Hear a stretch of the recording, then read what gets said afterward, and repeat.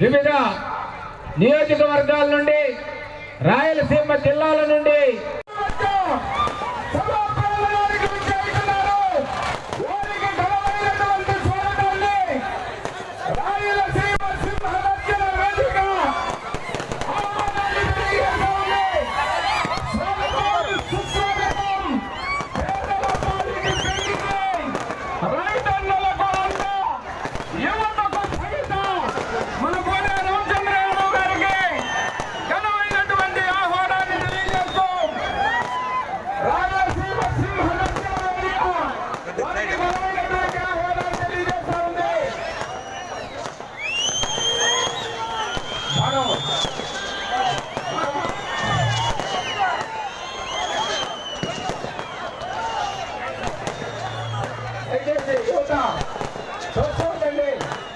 వాళ్ళంతా ముఖ్య నాయకులే.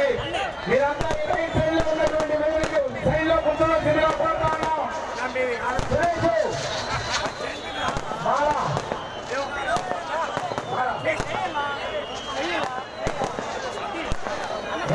కళ్యాణం ఆరోగ్యం ధన సంపద శుభం కురుత్వం కళ్యాణం ఆరోగ్యం ధన సంపద శుభం కురుత్వం కళ్యాణం ఆరోగ్యం ధన సంపద. ప్రతి ఒక్కరికి పేరు పేరున హృదయపూర్వక నమస్కారాలు తెలియజేస్తున్నాను. రాయలసీమ ప్రాంతం అంటేనే ఒక చరిత్ర. ఆంధ్రప్రదేశ్ రాష్ట్రంలో కాదు, భారతదేశం మొత్తం మీద రాయలసీమ అంటే నీతికి, నిజాయితీకి, పౌరుషానికి, రోషానికి పెట్టింది పేరు రాయలసీమ ప్రాంతము. ఉమ్మడి ఆంధ్రప్రదేశ్ రాష్ట్రంలో కానీ, రాష్ట్రం విడిపోయిన 10 సంవత్సరాలలో కానీ రాష్ట్రానికి అత్యధిక ముఖ్యమంత్రులను అందించిన ప్రాంతము రాయలసీమ ప్రాంతము.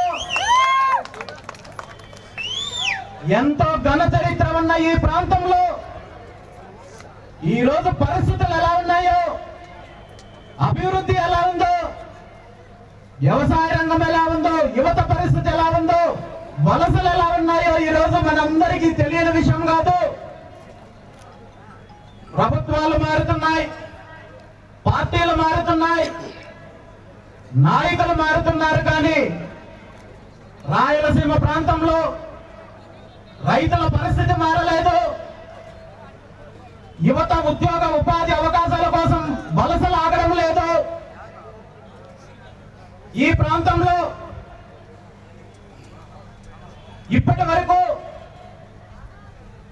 దామోదర సంజీవయ్య దగ్గర నుండి, కోట్ల విజయ్ భాస్కర్ రెడ్డి గారి దగ్గర నుండి, సంజీవ్ రెడ్డి గారి దగ్గర నుండి, చంద్రబాబు నాయుడు గారి దగ్గర నుండి, రాజశేఖర్ రెడ్డి గారి దగ్గర నుండి, కిరణ్ కుమార్ రెడ్డి దగ్గర నుండి, ఇప్పుడున్న కంత్రి ముఖ్యమంత్రి జగన్మోహన్ రెడ్డి వరకు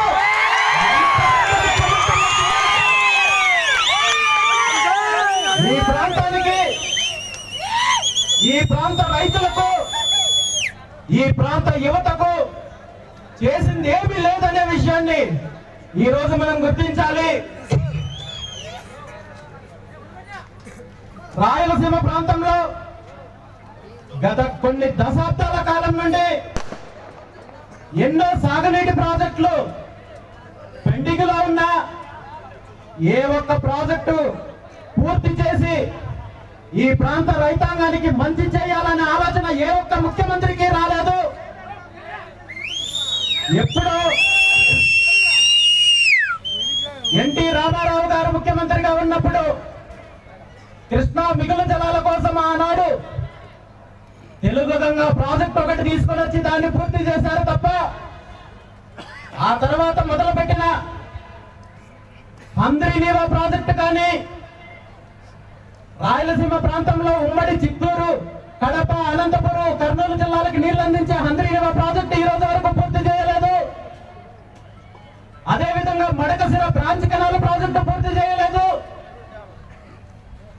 ఆలూరు, పత్తిపొడి నియోజకవర్గాలకి రైతాంగానికి నీరందించే వేదవతి ప్రాజెక్టు లాంటి ప్రాజెక్టులు పూర్తి చేసే కార్యక్రమం ఏ ఒక్క ప్రభుత్వం చేయలేదు. గాలేరు నగరి ప్రాజెక్టు కానీ, గండికోట ప్రాజెక్టు కానీ, అదేవిధంగా అనంతపురంకి తాగునీరు అందించే ముచ్చుమర్రి లాంటి ప్రాజెక్టులు కానీ,